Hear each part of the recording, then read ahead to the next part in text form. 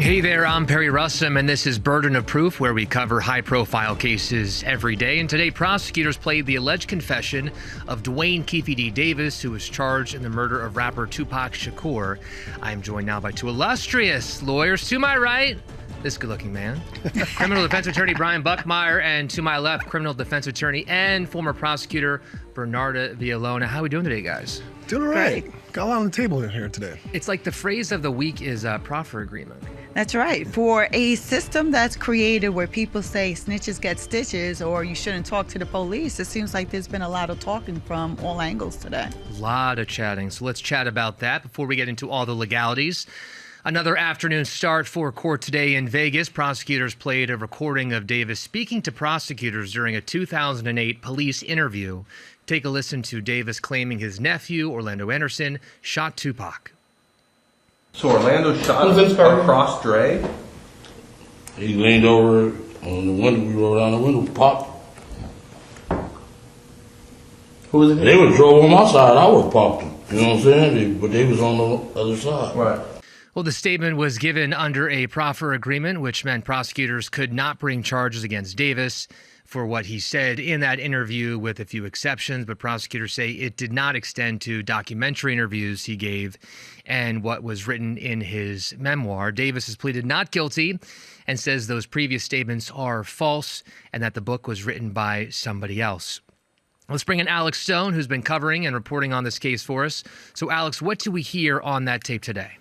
Yeah, well, they're only beginning to play it for the jury, Perry, and it's about 5 hours. They indicated they may not play the entire thing all at one time, but they're going to give a big chunk of it now. They may play it all 5 hours at some point down the road, but we'll see. They have a limited time today. But this is the big moment where the jury is going to hear this. We've heard it publicly before, but the first time the jury is going to hear what prosecutors say is an admission of guilt in this. But it was under a belief that he was under this proffer agreement, which he was, that he had immunity and that nothing that he said could be used to hurt him, but it could only help him in other cases that he was involved in. So there's the argument that, well, he would say anything to help him in the drug cases that he was also involved in. But they started this recording, just reading from it, saying, what is said right here cannot be used against you. Nothing leaves this room. We wouldn't do that to you. Well, look now at what's going on as 20 years later, it's publicly out there as he admits in this recording that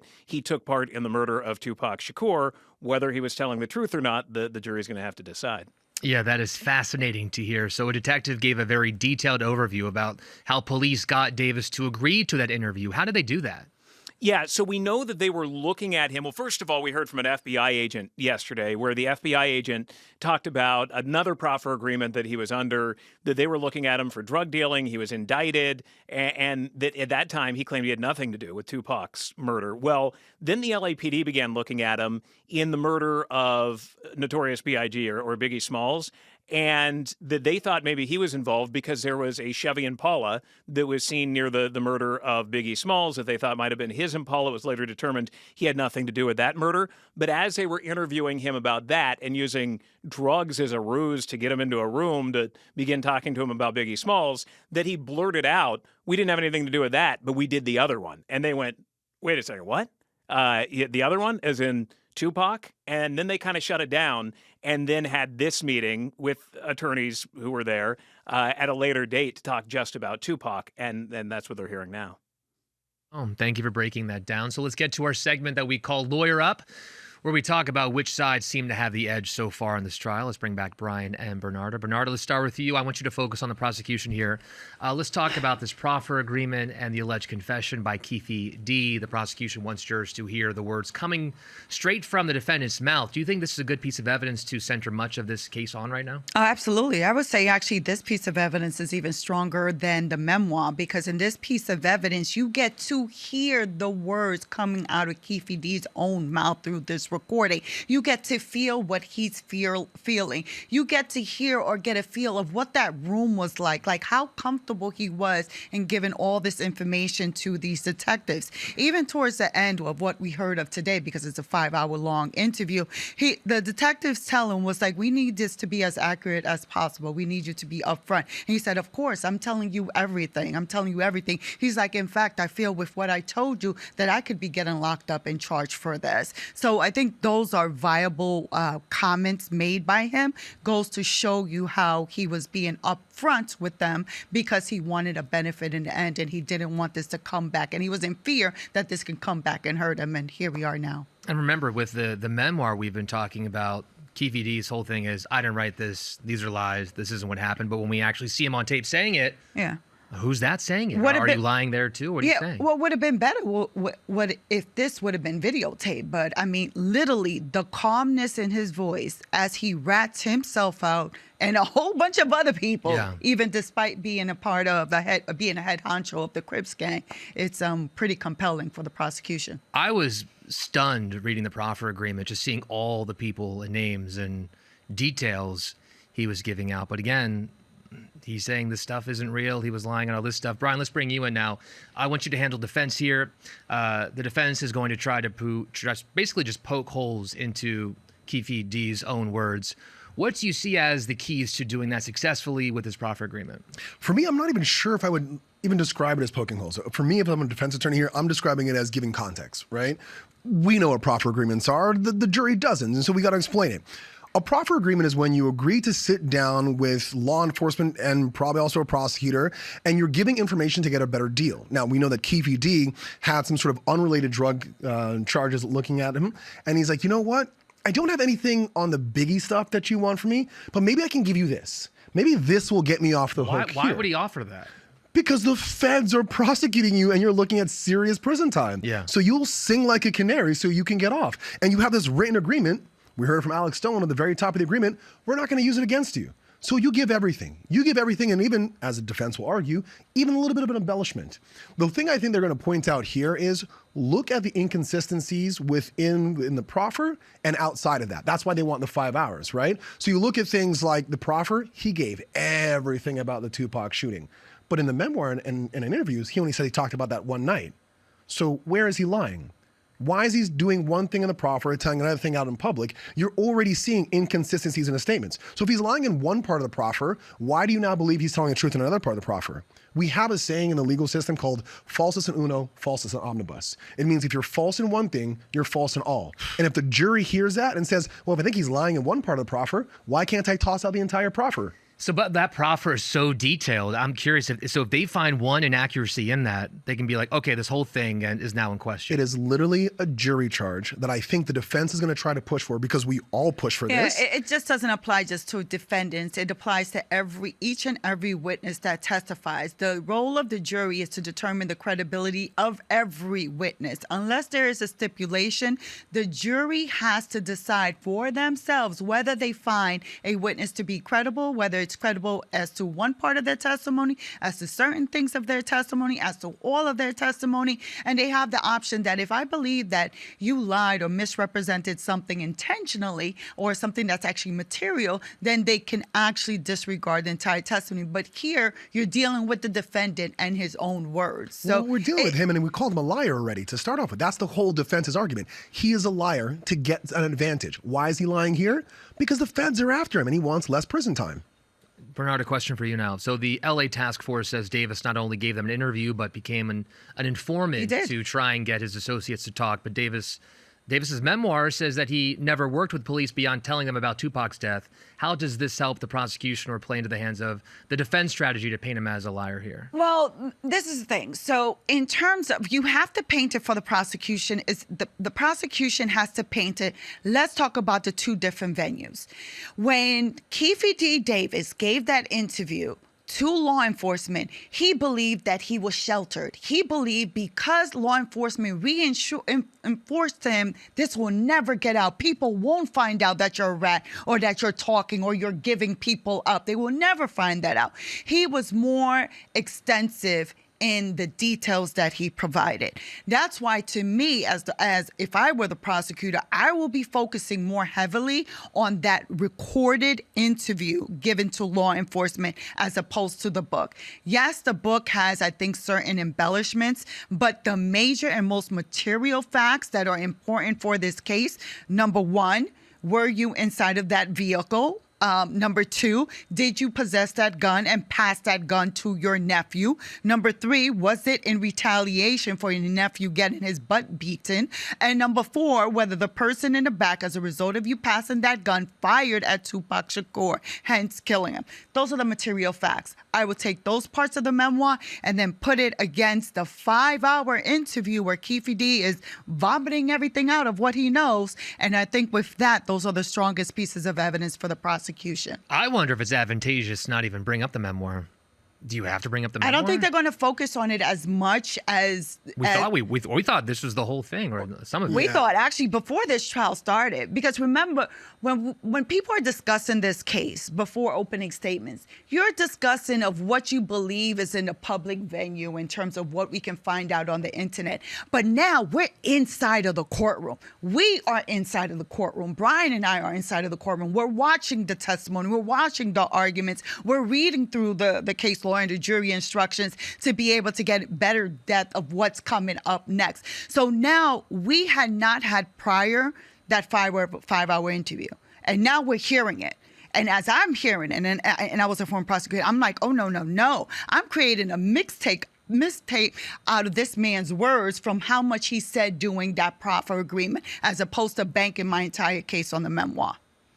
So, Brian, from the defense point of view, then, how does this become an advantage? I mean, because you were mentioning the whole thing is you want to bring in as much as possible to be like, okay, lied here, lied there, trying to find inaccuracies to basically blow up this whole case. I'm muddying the water. First and foremost, I think in every defense case, you're explaining to the jury, the question that you're trying to answer is not whether or not Keffe D committed a crime. The question you're here to answer is whether or not the prosecution proved it. And if they want to clear cut, and Bernardo listed it out perfectly, all the points that they want to prove, because they wanted to only give clips of the proffer agreement. The defense is like saying, no, let's bring it all in. Because if I can muddy it in, you don't want to bring in the memoir, I want to bring in the memoir. Because the differences and the inconsistencies allow me to muddy the water and say, where are you believing my client? Why are you believing any of this? Why would he lie? To make money off the book, to make money from the interviews, to save off prison time when the feds are looking at you. Does that make sense as to why he would throw everything? And details in my mind mean nothing. I can give you a lot of details about how I got my 7-year-old daughter ready today and this morning. That would all be a lie unless you can corroborate it, because I don't have a daughter. I have a son. It's corroboration, not the words that come out of a person's mouth, I think are the strongest thing here. And that's what the defense is going to try their hat on. Before we go to break, we've been talking about this off air.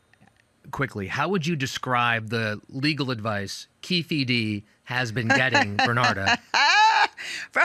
Quickly. You know, I don't want to dirty up any attorney in the profession, but hey, you know what? Doing that 5-hour interview, the detectives actually dirty up the attorney that was either representing him or had some kind of attachment to him and saying that he couldn't be trusted. But would not be here today if he had competent, excellent attorneys like myself and Brian. Brian, how would you describe it? One word. You only get one word. Fifth, no question. Next time, let's go to commercial. Well, you heard it. Bernard and Brian, thank you guys, and stick around. Up next, the trial brings the focus to Tupac's death, but there's also this undeniable pull to his life and Tupac's influence on American culture. The former editor-in-chief of The Source magazine joins us to talk about that and her reaction to the trial coming up.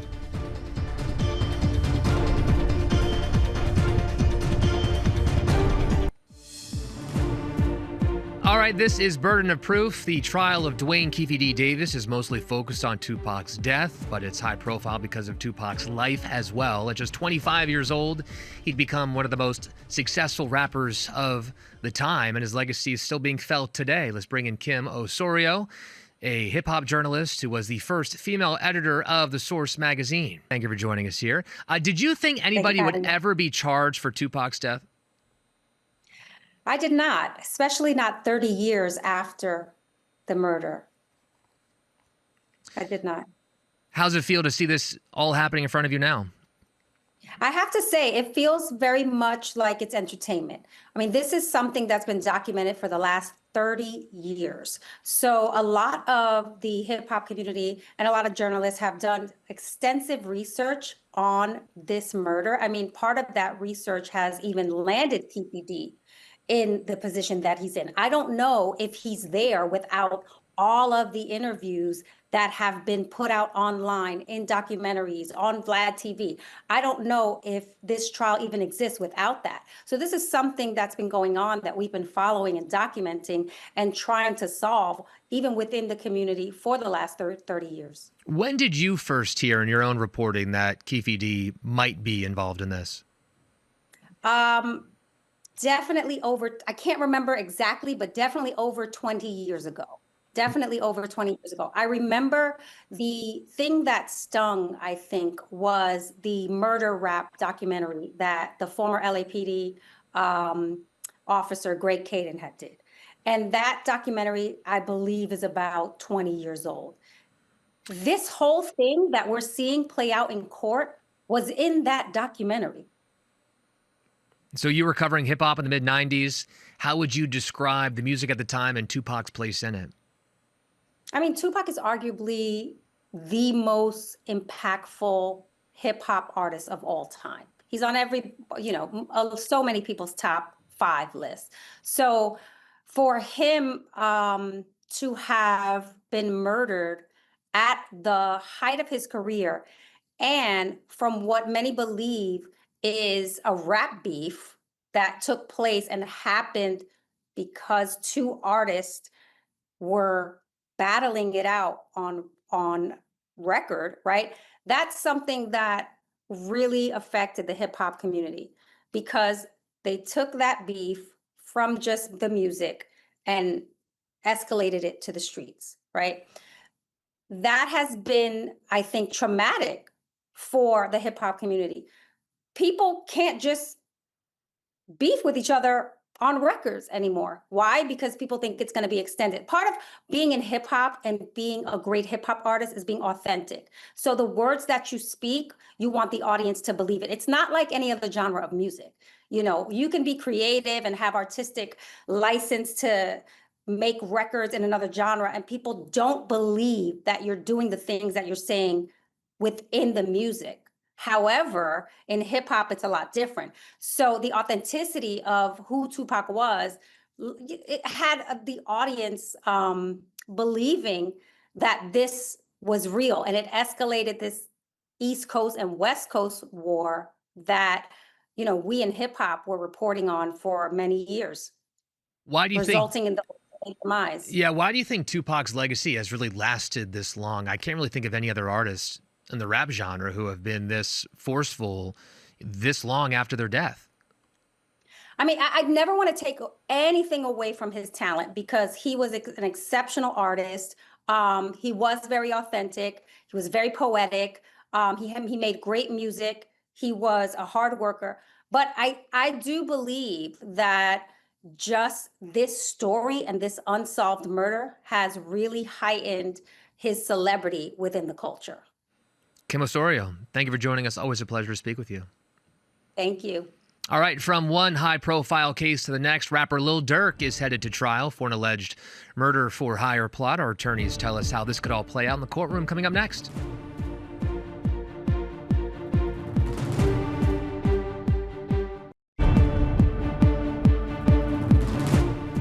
Now to On the Docket, where we follow some other high-profile cases. The jury in the trial against Leslie Clancy was sent home today after just 1 hour of testimony. Hospital chaplain, who met with Clancy days after she killed her 3 kids, was the only person to take the stand. She told the jury Clancy alluded to hearing a voice telling her to kill her children. Clancy's attorneys say she suffered from postpartum psychosis and should not be held criminally responsible. All right, up next, the Texas teenager Carmelo Anthony appeared in court, this time before a new judge as he pushes for a new trial. A jury rejected his claims of self-defense in June and sentenced him to 35 years in prison for killing Austin Metcalf during a confrontation at a high school track meet. So yesterday, the former judge was removed from the case after Anthony's legal team argued he enforced overly strict courtroom rules and gave an interview after the trial was over. Up next, jury selection started today for Grammy Award-winning Chicago rapper Lil Durk. He is accused of ordering the murder of rapper Quando Rondo in an ambush that resulted in the death of Quando Rondo's cousin. Lil Durk is pleading not guilty. Let's bring back Brian and Bernarda. This case of an alleged murder for hire is not so different from the Keffe D murder trial that we've been covering pretty much all week this week. So Bernarda, let's start with you. Prosecutors say that this attempted hit was in retaliation for the November 2020 killing of Durk's close friend and fellow rapper King Von that happened outside of a nightclub in Atlanta. What approach would be strongest for the prosecution here? Well, the prosecution is using the digital trail, using text messages, using information they got from the cell phones, using in terms of tracking like flights that the co-conspirators booked the same flight to go to California on that specific day, of how they were actually tracking the victim, well, not the dead victim, but the intended target, using social media posts, using their Little Durk's music. There's so much that they're using, but what I'm curious to see is really opening statements, because we know what the indictment says, but we really get a roadmap for what's going to happen during this trial, doing opening statements, because what I believe is going to happen is that there is going to be a cooperator or two testifying, and if a cooperator or two is testifying, that's going to be very detrimental for any of the defendants. Brian, so for the defense here, they say that Lil Durk was not in Los Angeles at the time of the shooting. They are arguing that prosecutors lack evidence tying him to this plot that they say happened. If you were the defense here, what's your strategy? Yeah, so there's another great Brian on this defense team. This one is Brian Steele, and we've seen him in the Young Thug case. And then again, we saw him in the as a part of the team for Sean Combs. And while the prosecution does have a roadmap, roadmaps can sometimes get you lost. And I think that's what the defense is going to try to focus on here. What we've seen from Steele in the past is creating a lot of space between the communications between parties who actually participated in crimes and his actual clients. And I think that space of both geographical, not being in the same location as you talked about, but also not giving the commands, not giving the influence, not giving the pressure to actually commit the acts. That he is merely the large figure in this group because he's an artist, because he has the money, and then people are operating around him in a past life that he no longer participates in. I would imagine we're going to see a lot of the same playbook from the Young Thug case as we saw here, and he was successful there. So he's a defense attorney's defense attorney, never a prosecutor, public defender beforehand, similar to I am, and I think he's going to find the way to fight through on this. All right. Bernard, a final question to you very quickly. The alleged victim and co-conspirator in this case are alive and being charged. How does that affect this entire trial compared to Keffe D? Very quickly. Because you have the alleged intended target alive, we'll be able to give you more insight as to what they observe, how many people are involved from what he actually saw from his own eyes, and what the possible motive is. But that's if he is cooperative. If they want to talk. Correct. As we have learned from the Keffe D trial, not many people want to talk, especially Suge Knight. All right, Bernarda and Brian, thank you guys, and thank you for watching and joining us here on Perry Russom. We are here weekdays with new episodes right here on ABC News Live. That is at 5:30 p.m. and 8:30 p.m. Eastern. If you missed any part of today's episode, check it out on demand on Disney+, Hulu, and wherever you get your podcasts by searching Burden of Proof.